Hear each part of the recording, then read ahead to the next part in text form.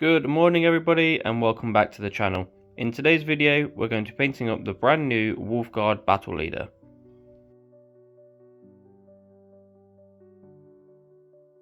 So first off, we've got a couple of sub-assemblies just to mention. We've got the head separate. This is just simply for the ease of painting, and then the backpack is separate as well. The only reason the backpack is separate is so that I can paint the fur around here without that getting in the way. So to begin, we're going to give a very quick volumetric over the model. So we're going to base coat it with Thunderhawk blue, and then with a top down motion with the airbrush, we're going to spray on rust grey. So this is going to give us very natural highlights and shadows.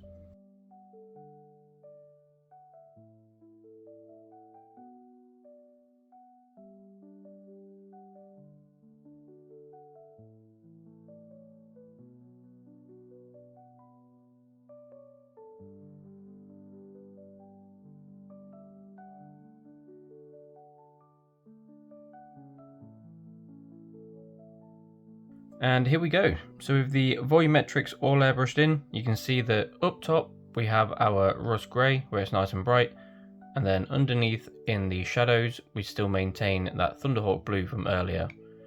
So you can see especially like under there in the leg, it's still nice and shaded, and then where the light would catch we have that highlight. And it is exactly the same on the backpack as well.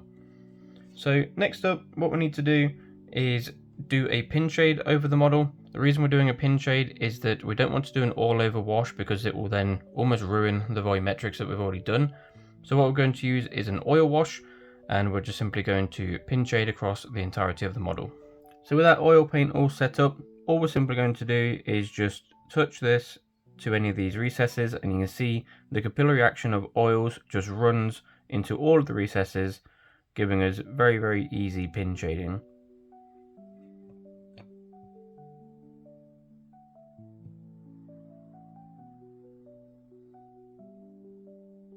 With the pin shading all done, you can see that we do get really nice definition. However, as you can see, it is a little bit messy whenever you use things like oils. But the beauty with oils is that we can now come in with some mineral spirits and some Q-tips and simply dab these into our mineral spirits, and we can run that over the raised surface. And because our oils are actually in the recesses, all of this bit like on the foot here, we can literally just rub that off and it will remain still in the recesses, giving us really clean pin shading.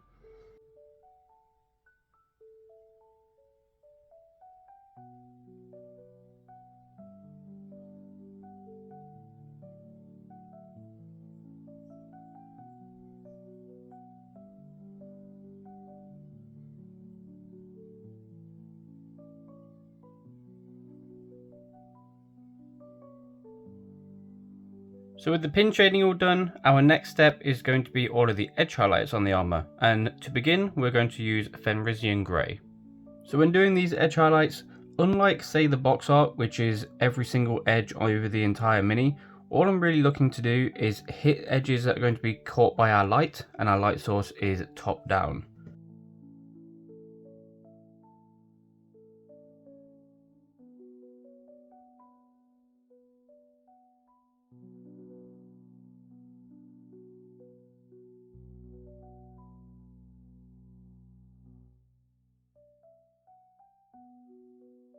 After the Fenrisian grey highlights are done, we're now going to come in with some blue horror, and this time around, instead of highlighting the entirety of the object that we're doing, we're just simply going to do a small part just where the light source is going to catch the most, just giving us that nice bright point to really catch the eye.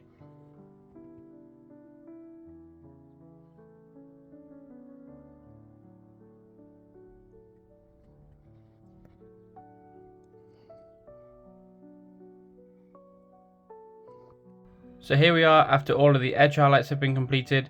So with that done, the actual armor of the model is now complete. So next up we're going to move on to the cape.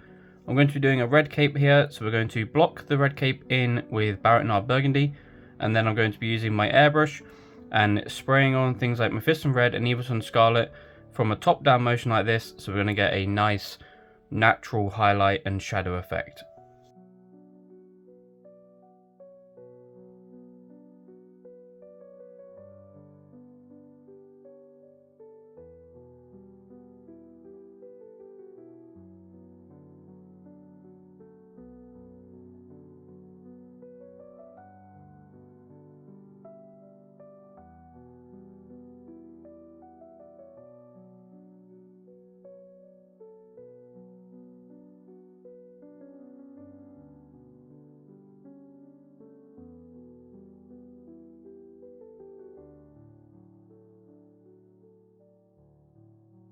And here we go. So with the airbrushing all done, this is how the cape is looking. We can come in later on with some edge highlights because there are some nice edges such as along here.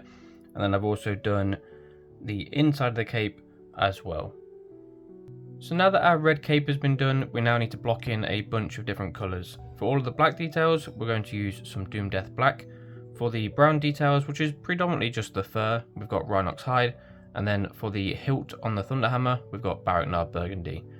Now for the metallics, for any silver details, we've got Dwarven Iron. And for any brass details, we have Runelord Brass.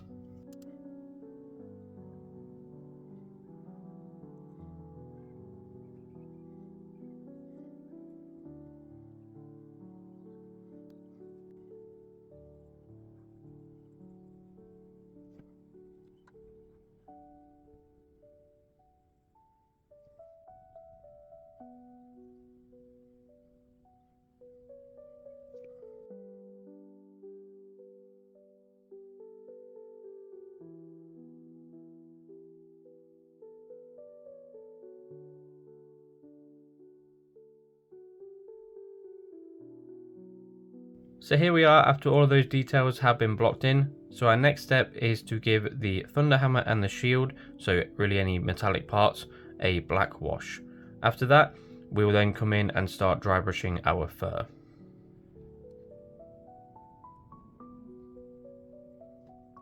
Okay, so for our dry brushing segment, we are going to use Mournfang Brown as our initial colour. It's going to be a fairly heavy all over kind of dry brush.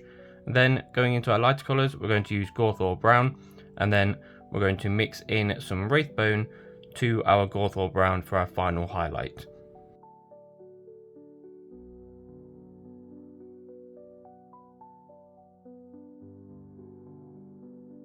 So next up with our Night Quest or Flesh, we're going to look to apply this on the edges of the fur, leaving a darker part in the middle just here.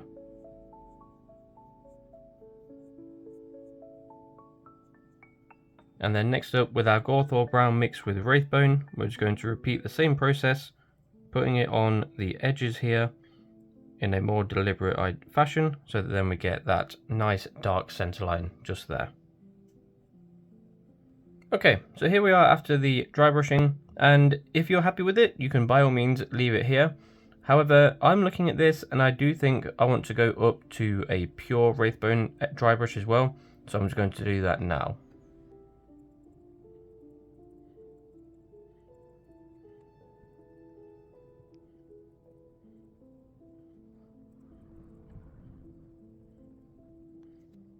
And here we are after the Wraithbone, and it's definitely a lot better with that Wraithbone in there.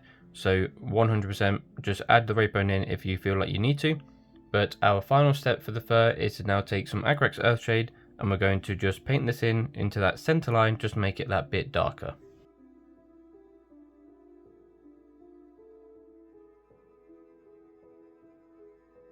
And with that wash all dry, our fur is now complete. But you can see that we get this really nice dark line down the center, fading out into our brighter fur. And it is exactly the same around the back as well. So now that fur is all done, honestly there's only really one major part left to do on the model before doing some highlights, and that is the face. So for the face, we're going to start with an all over coat of Bugman's Glow.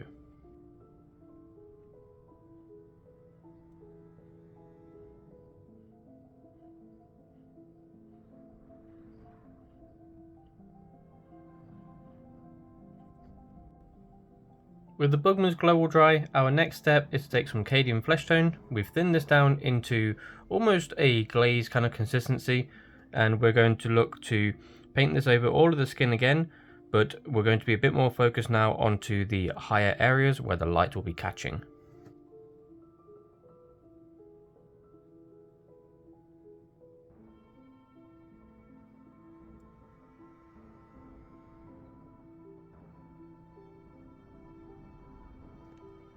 So here we are after the Cadian Flesh Tone step. So our next step is to add some shading into the model, and for that we're going to use Reikland Flesh Shade. However, we're not just going to do an all over wash, we're going to just apply this a bit more precisely looking for areas where the natural shadow will be, with a light source coming from about 12 o'clock.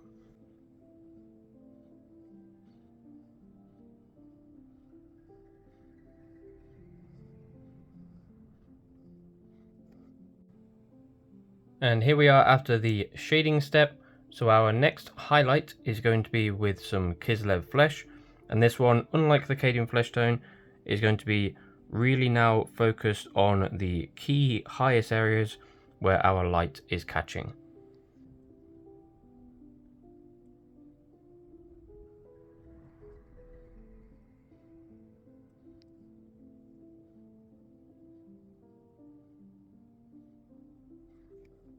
So here we are after the Kislev flesh stage, and pretty much our skin is now done. We've got those nice shadows in there and then our nice bright highlights. The only thing left to do is that scar, and what I'm going to do is take some Druchii Violet, thin this down a little bit more so it's not super strong, and just run that into that scar. And then things like the eyes, they're so small that you won't really be able to see it on camera, so I'm just going to do those off camera. And then the hair is just going to be black, so I'm going to do that off camera as well.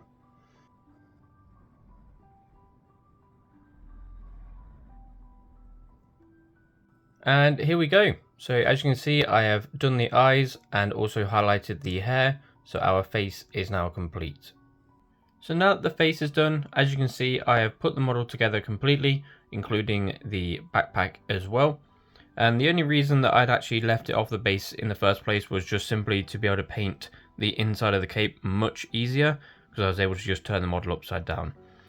So other than that, all I've done off camera is just block in a few base coats, so things like the part here on the shield that is now grey, and then just some bits and bobs such as the teeth they've just been base coated as well. So our only real steps left now are highlights.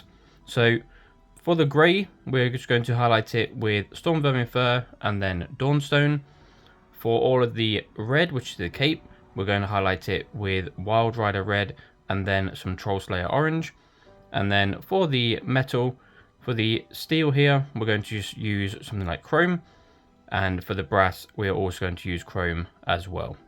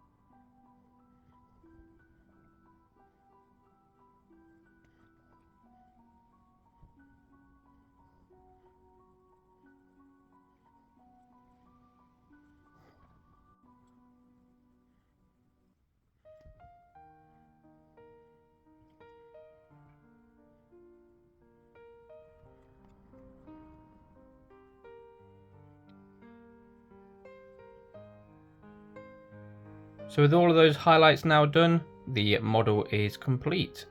The only thing left to do is the basing, and as always, I'd recommend just basing your model in the same way to match your army. And here we go. So with the base all done, here is our finished Wolfguard Battle Leader.